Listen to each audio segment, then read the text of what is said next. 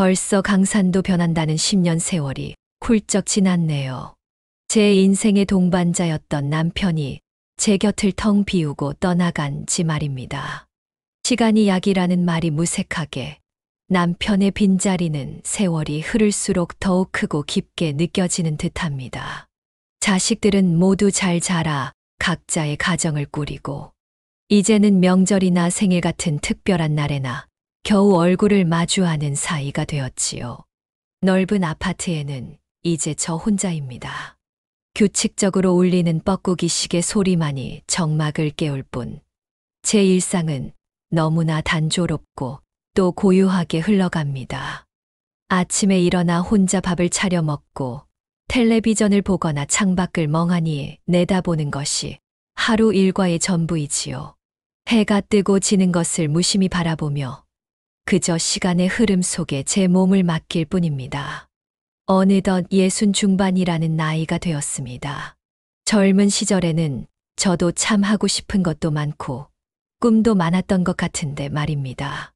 이제는 그저 하루하루를 무탈하게 보내는 것이 가장 큰 소망이 되어버렸네요. 때때로 밀려오는 외로움은 이제 익숙한 친구처럼 느껴지기도 합니다. 하지만 익숙해졌다고 해서 그 무게가 가벼워지는 것은 아니더군요.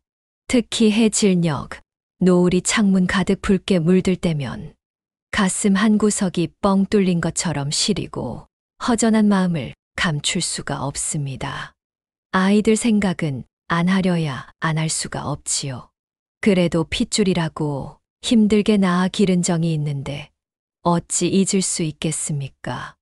아들 녀석 지훈이는 이제 30 후반, 제법 어엿한 사회인이자 한 가정의 가장이 되었습니다. 하지만 무뚝뚝한 성격 탓인지 전화 통화는 늘 의무적인 안부 확인에 그치곤 합니다.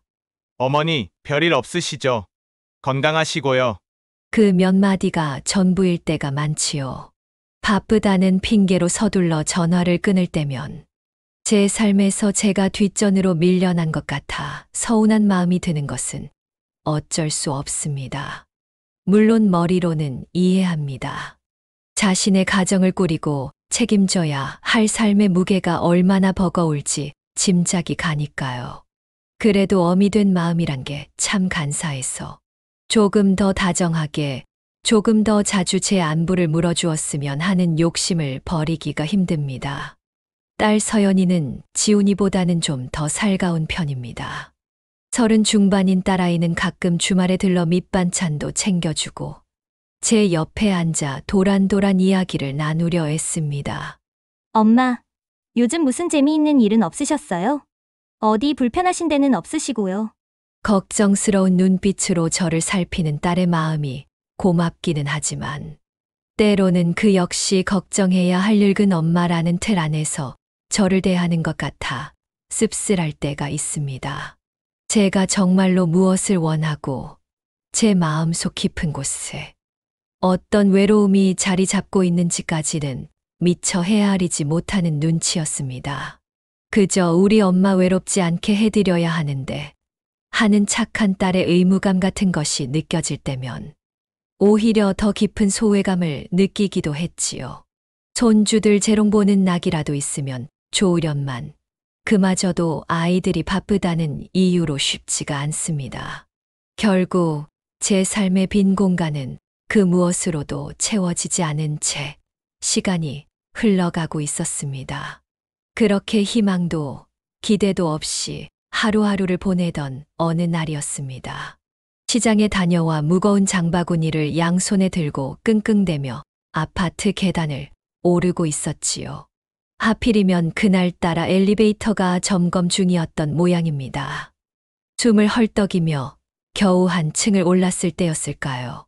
어머니, 제가 들어드릴게요. 힘드셨겠어요? 부드럽고 나직한 목소리에 깜짝 놀라 고개를 들었습니다.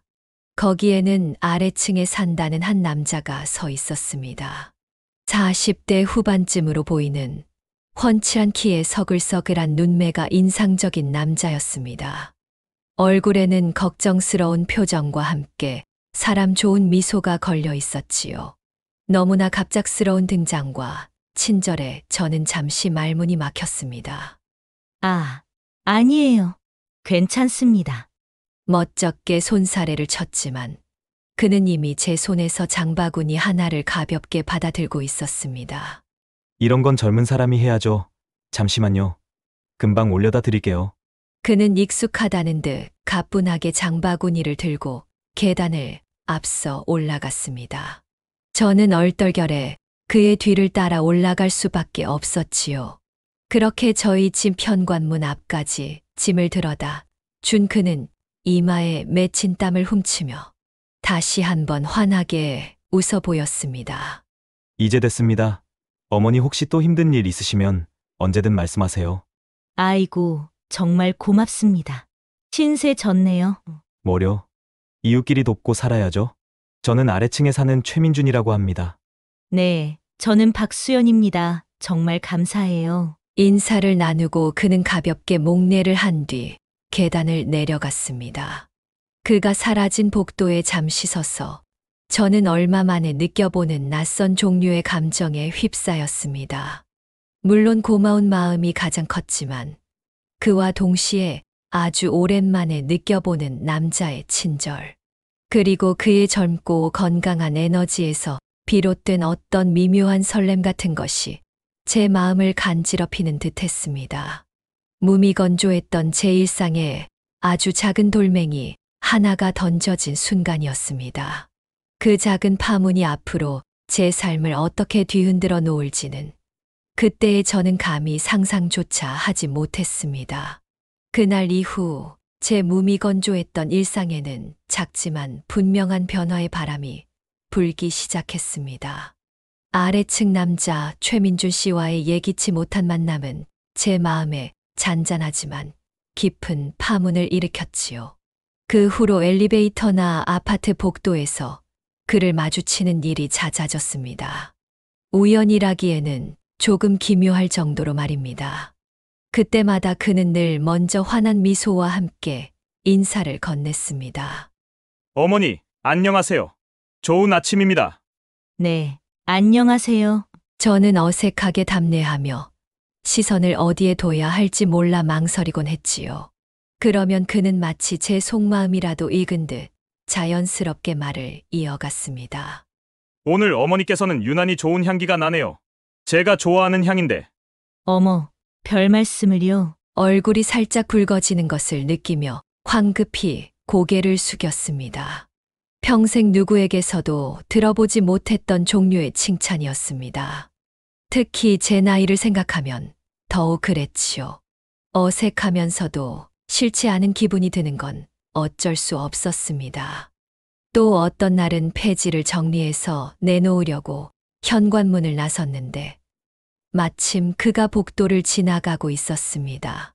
어머니, 혼자 힘드실 텐데 제가 도와드릴게요. 그는 제 손에 들린 폐지 묶음을 냉큼 받아들고는 분리수거장까지 단숨에 옮겨주었습니다. 아이고, 매번 신세만 지네요. 고맙습니다. 뭐려? 이 정도는 아무것도 아닙니다. 아드님 대신이라고 생각해주세요. 아들. 그 말에 가슴 한 구석이 찌르르 울리는 듯 했습니다. 늘 바쁘다는 핑계로 제게 소홀했던 아들과 지금 눈앞에서 아무렇지 않게 도움의 손길을 내미는 젊은 남자가 묘하게 대비되었지요. 저도 모르게 씁쓸한 미소가 입가에 번졌습니다.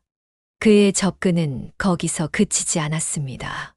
어느 주말 오후에는 초인종 소리가 울려 나가보니 문 앞에 그가 공구 상자를 들고 서 있었습니다. 어머니, 혹시 집에 뭐 고장난 건 없으세요? 제가 지나가다 보니 복도등이 깜빡거리는 것 같아서요. 필요하시면 다른 것도 봐드릴게요. 순간 당황스러웠지만 그의 너무나도 선량해 보이는 표정에 저도 모르게 문을 열어주었습니다.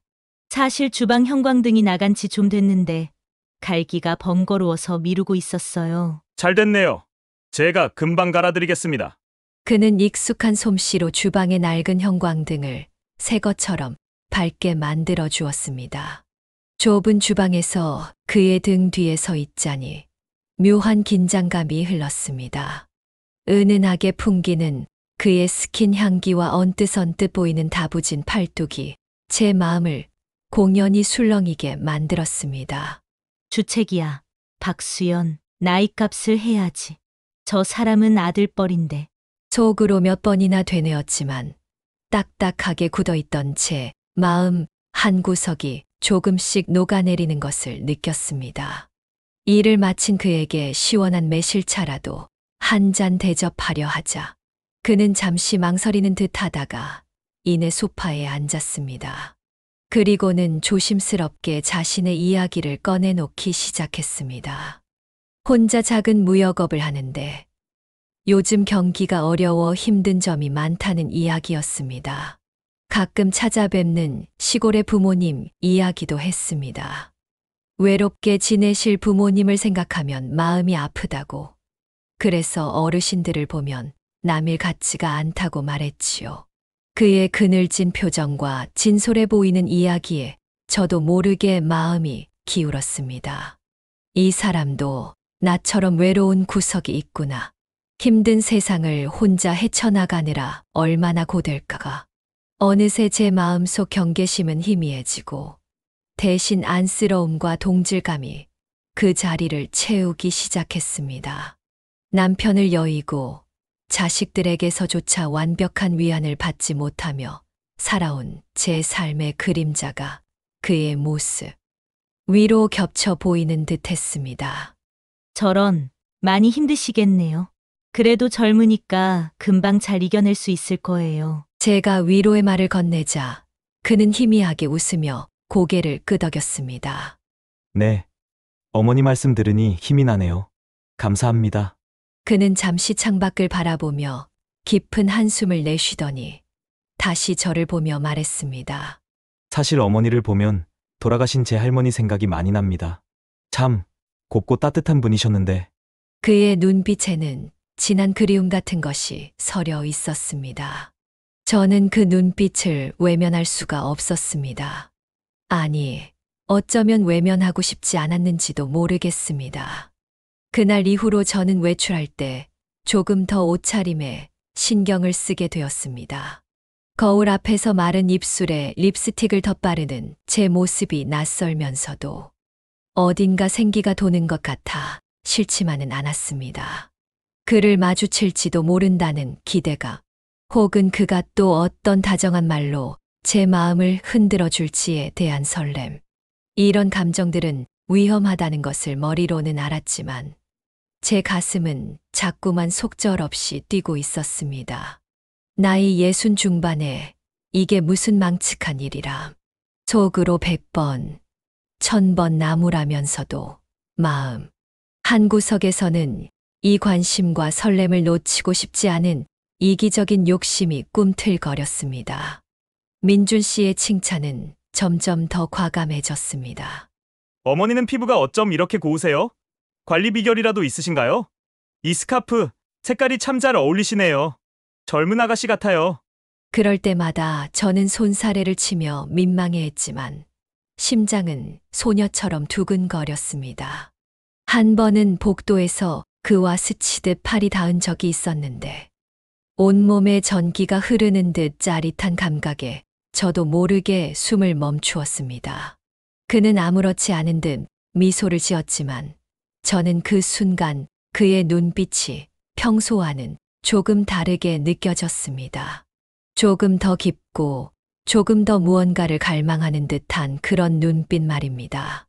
그의 의도적인 접근이라는 것을 어렴풋이 눈치채면서도 저는 애써 그 사실을 외면했습니다. 어쩌면 이것이 내 지독한 외로움이 만들어낸 환상일지도 모른다고 스스로를 위안하면서 말입니다. 어느 날 저녁 그는 조심스럽게 제게 제안했습니다.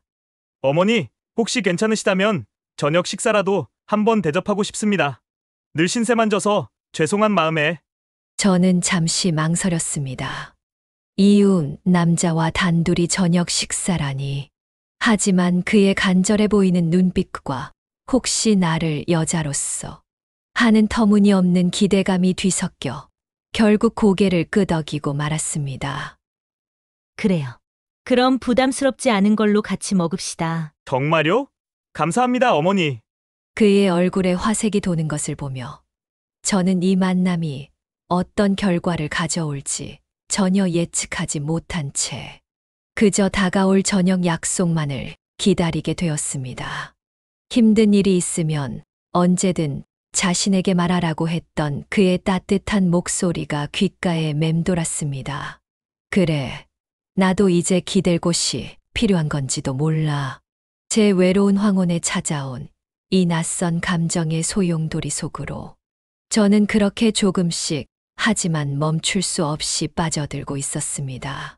최민준 씨와의 저녁 식사는 제 예상보다 훨씬 더 편안하고 또 설레는 시간이었습니다.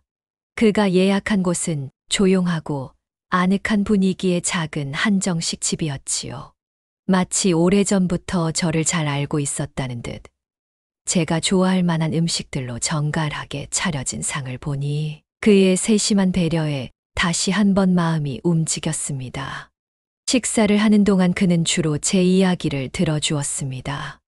남편과 사별하고 혼자 지내온 세월, 아이들을 키우며 겪었던 소소한 기쁨과 슬픔, 그리고 가슴 깊이 묻어두었던 외로움까지. 저는 마치 오랫동안 닫혀있던 마음의 빗장을 열어젖히듯 속마음을 조금씩 털어놓았습니다. 신기하게도 그 앞에서는 부끄럽거나 어색하다는 생각보다 누군가가 온전히 내 이야기에 귀 기울여준다는 사실 자체에 큰 위안을 받는 느낌이었습니다. 그는 제 이야기에 진심으로 공감해 주었고, 때로는 제 눈을 그윽하게 바라보며 이렇게 말하기도 했지요. 어머니 같은 분을 왜 자식들은 몰라줄까요? 제가 다 속상하네요. 그의 말은 제 마음의 가장 아픈 곳을 정확히 건드리는 듯 했습니다. 저도 모르게 울컥 눈물이 솟을 뻔했지만 간신히 참아 넘겼습니다. 어머니, 너무 외로워 마세요. 제가 이제부터라도 어머니 곁에서 좋은 말벗이 되어드릴게요. 때로는 아들처럼, 때로는 친구처럼요. 그의 따뜻한 목소리와 진심 어린 표정에 저는 이미 속수무책으로 그에게 빠져들고 있었습니다. 그동안 누구에게도 제대로 이해받지 못했던 제 외로움을 이 젊은 남자가 알아주는 것만 같았습니다. 그날 이후 우리의 관계는 눈에 띄게 깊어졌습니다. 그는 거의 매일같이 제게 연락을 해왔고 가벼운 안부 인사부터 시작해서 그날 있었던 소소한 일들까지 나누는 사이가 되었지요. 함께 공원을 산책하기도 하고 가끔은 제 집에서 그가 사온 과일을 나누어 먹으며 텔레비전을 보기도 했습니다. 그럴 때마다 그는 자연스럽게 제 어깨에 손을 올리거나 머리카락에 붙은 먼지를 떼어주는 등 가벼운 스킨십을 시도했고, 저는 당황하면서도 그가 주는 설렘과 관심을 애써 외면하지 않았습니다. 이 관계는 점점 더 저만의 비밀스러운 즐거움이 되어갔습니다. 묘한 배덕감과 함께 짜릿한 흥분이 동반되었지요. 당연하게도 아이들에게는 민준 씨에 대해 한마디도 하지 않았습니다. 아니, 할 수가 없었습니다. 저보다 20살 가까이 어린 남자와 가깝게 지낸다는 사실을 알면 아이들이 어떤 반응을 보일지 불보듯 뻔했으니까요. 잔소리, 걱정, 어쩌면 경멸까지도 예상해야 할지 몰랐습니다. 그들의 시선 속에 갇혀 초라한 늙은이로 남고 싶지 않았습니다. 민준 씨와 함께 있을 때 느끼는 이 생기와 설렘을 빼앗기고 싶지 않았던 겁니다. 그러던 어느 주말, 딸 서연이가 불쑥 집으로 찾아왔습니다. 평소처럼 밑반찬을 몇 가지 싸 들고 와서는 냉장고를 채워 넣으며 제 얼굴을 유심히 살폈습니다. 엄마, 요즘 무슨 좋은 일 있어요? 얼굴이 좋아지셨네. 꼭 연애하는 사람처럼. 무심코 던진 딸의 말에 심장이 덜컥 내려앉았습니다. 저는 애써 태연한 척 웃으며 얼버무렸습니다. 얘는 무슨 나이 들어서 그래. 잠이나 잘 자니까 그런가 보지. 그래요? 그럼 다행이고요. 근데 엄마, 혹시 무슨 일 있거나 힘든 일 생기면 꼭 나한테 먼저 이야기해야 해요. 아셨죠? 딸은 제 눈치를 살피며 조심스럽게 말했습니다. 그 눈빛 속에는 걱정과 함께 무언가를 의심하는 듯한 기색이 역력했지만 차마 직접적으로 캐묻지는 못하는 눈치였습니다. 저는 그 순간 딸아이의 걱정이 고맙기보다는 오히려 제 비밀을 들킬까봐 불안하고 저를 믿지 못하는 것 같아 서운한 마음이 들었습니다. 너희가 내 속을 알기나 하니? 하는 반항심마저 고개를 들었지요. 사건은 무뚝뚝한 아들 녀석 지훈이 때문에 터지고 말았습니다. 모처럼 주말에 손주들을 데리고 온다기에 음식을 장만하고 있는데 때마침 민준 씨가 어머니 드릴 게 있다며 저희 집으로 올라왔습니다. 과일 바구니를 건네받고 잠시 현관에서 이야기를 나누는데 엘리베이터에서 내린 지훈이와 딱 마주치고 만 것입니다. 지훈이는 저와 민준 씨를 번갈아 훑어보더니 표정을 싸늘하게 굳혔습니다. 아이들에게는 들어가 있으라 손짓하고는 마치 저를 보호하려는 듯 제 앞을 가로막고 민준 씨를 경계하는 눈빛으로 쏘아보았습니다. 누구십니까? 낮고 위압적인 지훈이의 목소리에 민준 씨도 살짝 당황한 듯 했지만 이내 특유의 사람 좋은 미소를 지으며 답했습니다. 아, 아드님이시군요. 저는 아래층에 사는 최민준이라고 합니다. 어머니께 신세를 진 일이 있어서 인사드리러 왔습니다. 아래층에요. 저희 어머니와는 어떤? 지훈이가 말을 채 끝내기도 전에 저는 불쾌감이 치밀어 올라 지훈이의 팔을 획 뿌리쳤습니다. 지훈아, 손님한테 무슨 태도니 이게? 엄마! 지훈이는 어이가 없다는 듯 저를 바라보았습니다. 그 순간 제 안에 억눌려 있던 온갖 서운함과 분노가 한꺼번에 폭발하고 말았습니다. 네 아비 죽고 나서 너희가 나한테 이렇게 살갑게 굴었던 적 한 번이라도 있었니? 제 목소리는 저도 모르게 커지고 떨려 나왔습니다. 현관문에 기대서서 이 광경을 지켜보던 민준 씨의 당황한 표정이 스쳐 지나갔지만 저는 멈출 수가 없었습니다. 명절이나 생일 때 돈 몇 푼 쥐어주고 가는 게 전부면서 내가 평소에 어떻게 지내는지 얼마나 외로운지 너희가 알기나 해? 엄마! 지금 그게 무슨 말씀이세요? 갑자기 왜? 왜긴 이 사람은 적어도 나한테 따뜻한 말 한마디 건네주고 무거운 짐도 들어주고 외롭지 않게 말벗도 되어준다고. 너희는 너희 살기 바빠서 내 생각은 눈꼽만큼도 안 하잖아. 엄마! 정신 차리세요! 저 남자가 어떤 사람인 줄 알고 그렇게 함부로 세상 무서운 줄 모르시고. 뭐 함부로? 네 눈에는 내가 그렇게 어리석어 보이니? 네 애미가 이 정도 판단도 못할까봐 그래? 판단력이 흐려지신 것 같으니까 그렇죠. 요즘 저런 식으로 접근해서 노인들 등쳐먹는 사기꾼들이 얼마나 많은데요. 사기꾼. 그 단어가 제 귀에 비수처럼 꽂혔습니다. 제 진심과 오랜만에 찾아온 설렘과 저를 유일하게 이해해주는 듯했던 민준 씨에 대한 모든 감정이 모욕당하는 느낌이었습니다. 저는 이성을 잃고 지훈이의 뺨을 향해 손을 휘둘렀습니다. 짝 소리와 함께 지훈이의 얼굴이 돌아갔고 순간 저도 지훈이도 곁에 있던 민준 씨도 모두 얼어붙었습니다. 어머니, 민준 씨가 놀라 저를 붙잡았지만 저는 뿌리치고 집 안으로 뛰어 들어갔습니다. 문을 거칠게 닫아버리자 문 밖에서 지훈이의 외침과 손주들의 울음소리가 희미하게 들려왔지만 저는 귀를 막아버렸습니다. 온몸이 부들부들 떨리고 눈물이 비 오듯 쏟아졌습니다. 어떻게 아들 뺨을 때릴 생각을 했을까? 하지만 그보다 더 큰 감정은 아들에 대한 배신감과 저를 이해해주지 못하는 세상에 대한 원망이었습니다. 얼마 지나지 않아 민준 씨에게서 전화가 왔습니다. 저는 흐느끼며 방금 있었던 일을 쏟아내듯 말했습니다. 그는 제 이야기를 잠자코 들어주더니 한숨과 함께 나직하게 말했습니다. 제가 그럴 줄 알았습니다. 어머니, 괜히 저 때문에 아드님과 사이만 나빠지신 것 같아 죄송합니다. 그의 자책하는 목소리에 저는 오히려 더 미안하고 그에게 의지하고 싶은 마음이 들었습니다. 아니에요, 민준 씨 잘못이 아니에요. 우리 아들이 지훈이가 너무했어요. 그래도 아드님 입장에서는 어머니가 걱정되니 그럴 수도 있겠지요. 하지만 어머니 마음을 너무 몰라주는 것 같아 제가 다 속상합니다. 이렇게 고우시고 마음 약하신 분인데 그는 마치 제 편인 양저를 감쌌습니다. 자식들도 어머니 마음 몰라주는데 앞으로는 제가 더 잘해드려야겠어요. 저라도 곁에 꼭 붙어 있어야죠. 어머니 혼자 두지 않을게요. 그의 달콤한 위로에 저는 아들을 때렸다는 죄책감마저 희미해지는 것을 느꼈습니다. 그래, 나를 이렇게 알아주는 사람은 민준 씨뿐이야.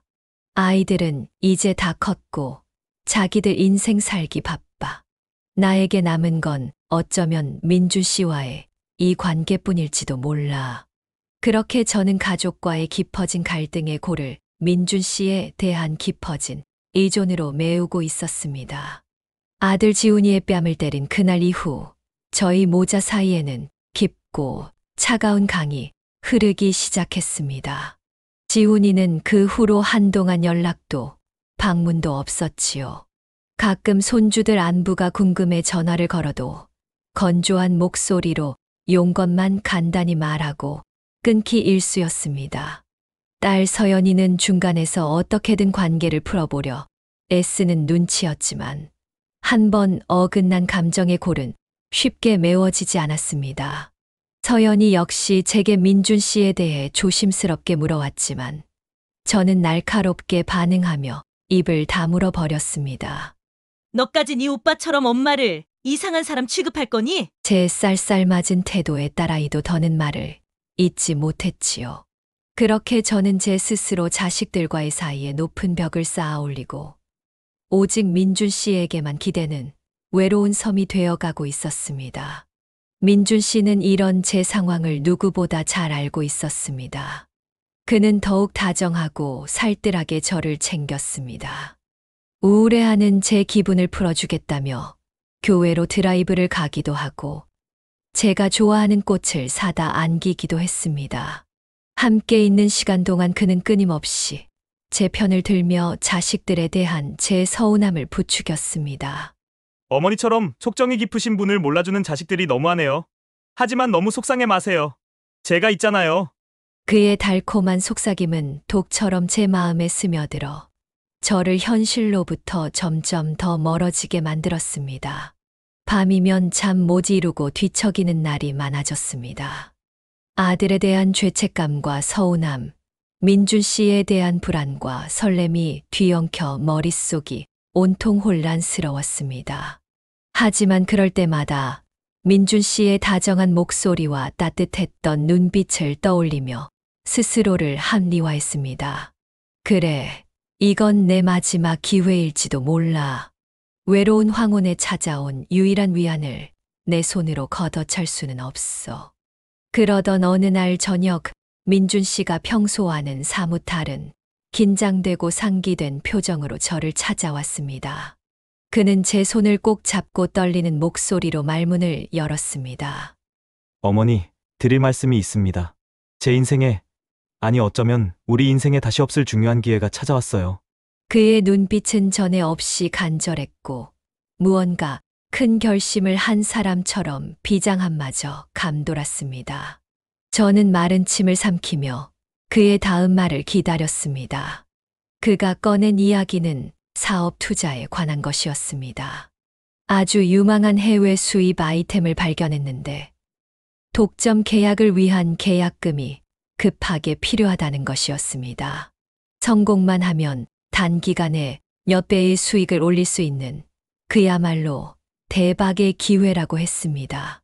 그는 관련 서류로 보이는 종이 뭉치들을 제 앞에 펼쳐 보이며 열변을 토했습니다.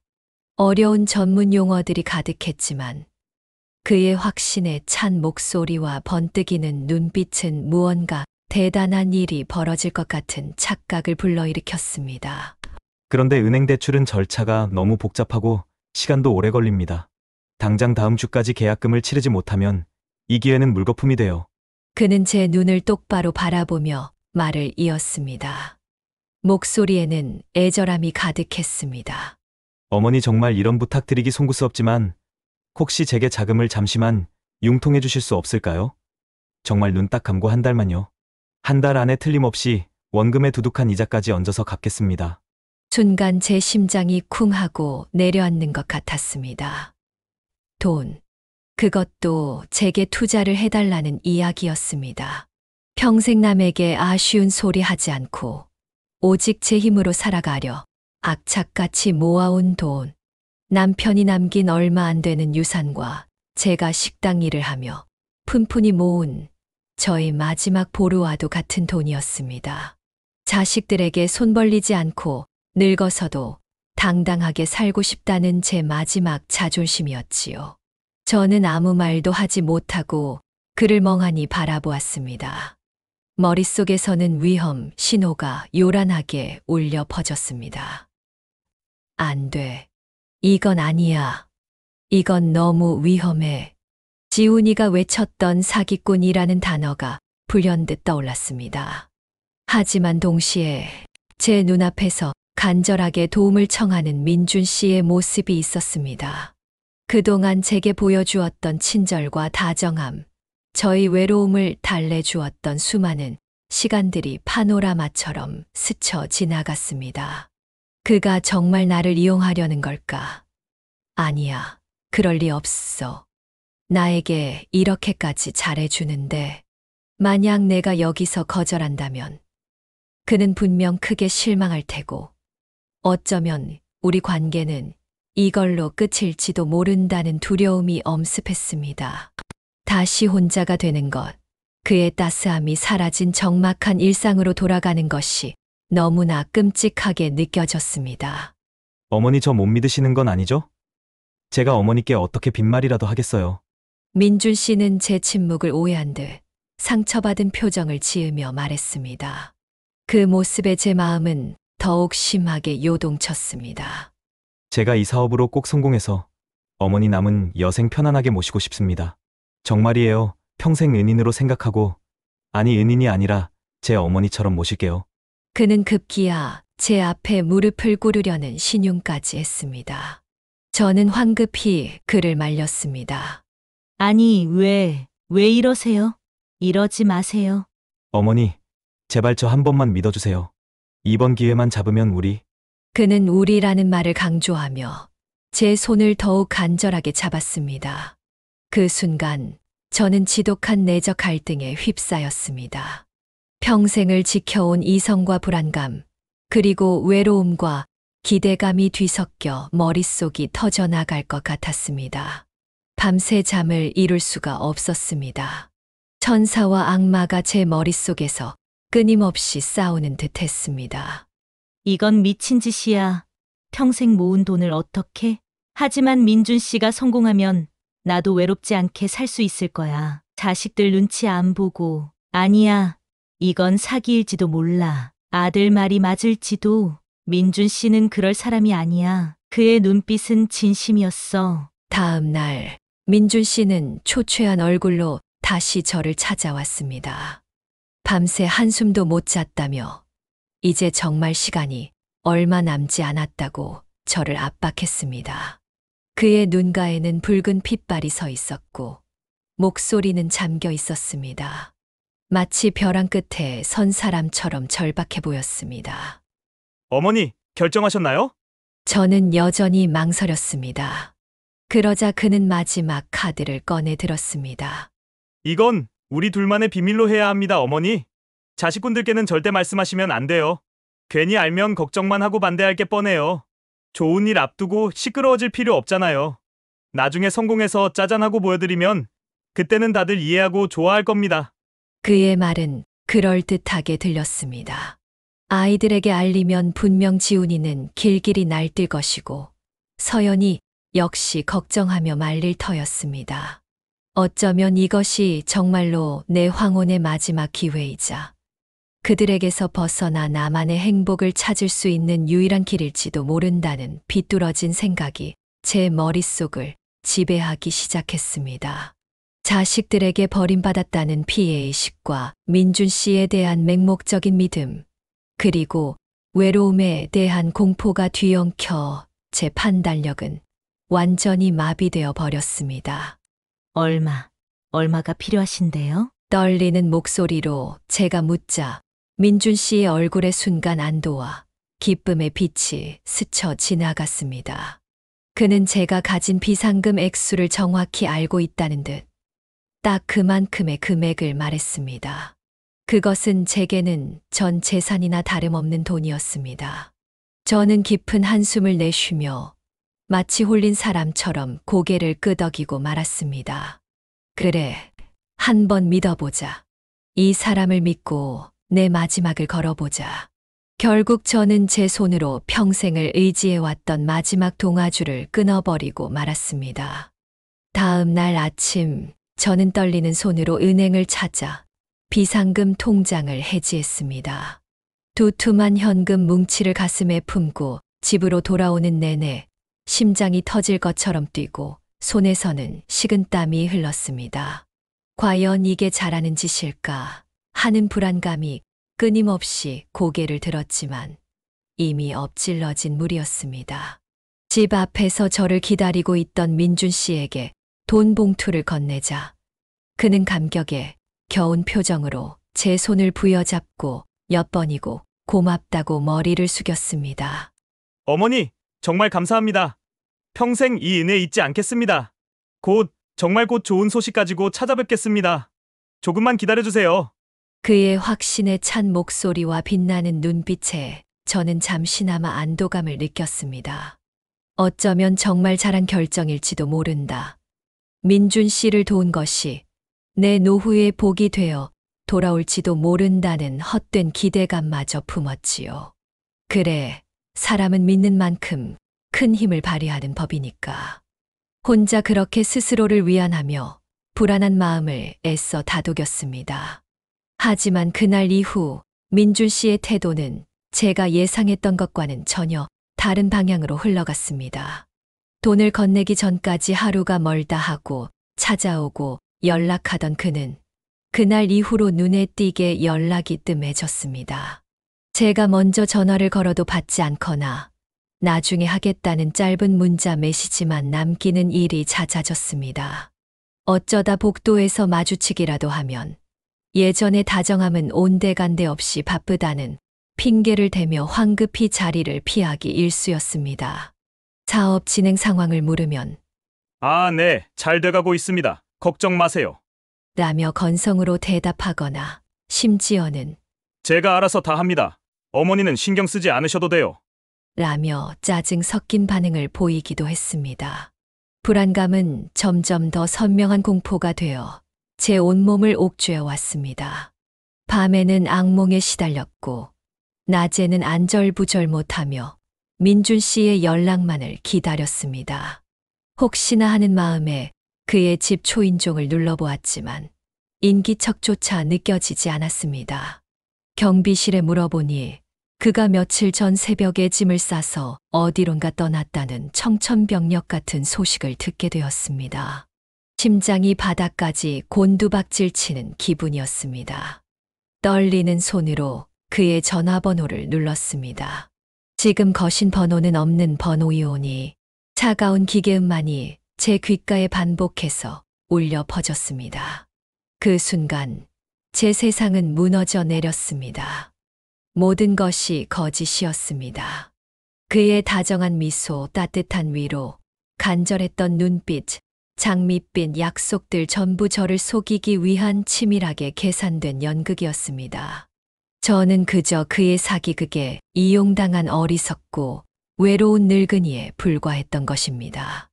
인간은 자신이 원하는 것만을 믿으려 한다. 율리우스 카이사르의 말이 이렇게 뼈아프게 다가올 줄은 몰랐습니다.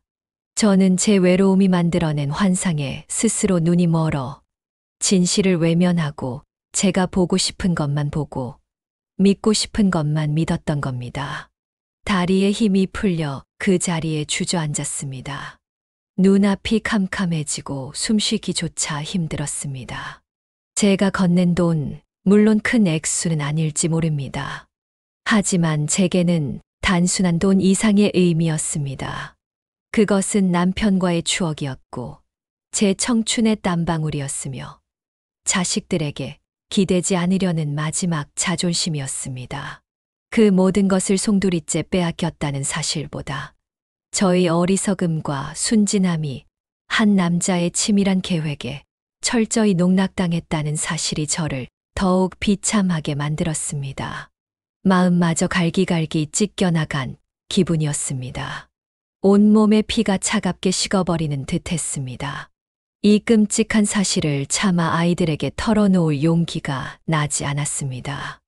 아들의 그 날카로운 외침, 사기꾼이라는 말이 귓가에 생생하게 맴돌았습니다. 그의 경고를 무시하고 오히려 뺨까지 때렸던 제 자신이 너무나 한심하고 부끄러워 견딜 수가 없었습니다. 딸아이의 걱정 어린 눈빛을 마주할 자신도 없었습니다. 비난과 동정, 그 어떤 것도 감당할 자신이 없었습니다. 결국 저는 이 무거운 비밀을 가슴에 묻기로 했습니다. 혼자서 이 모든 결과를 감당해야 했습니다. 그것은 제가 저지른 어리석음에 대한 당연한 벌이라고 생각했습니다. 하지만 홀로 감내하는 시간은 이전과는 비교할 수 없을 정도로 혹독했습니다. 외로움은 더 이상 잔잔한 슬픔이 아니라 저를 집어삼키는 거대한 괴물처럼 느껴졌습니다. 텅 빈 집안의 정막은 이전보다 몇 배는 더 무겁게 저를 짓눌렀습니다. 창밖으로 보이는 저녁 노을은 이제 아름답기는커녕 처절하게 부서지는 제 마음처럼 쓸쓸하고 공허하게만 보였습니다. 쇼펜하우어는 인생은 욕망과 권태 사이를 오가는 시계추와 같다고 했던가요?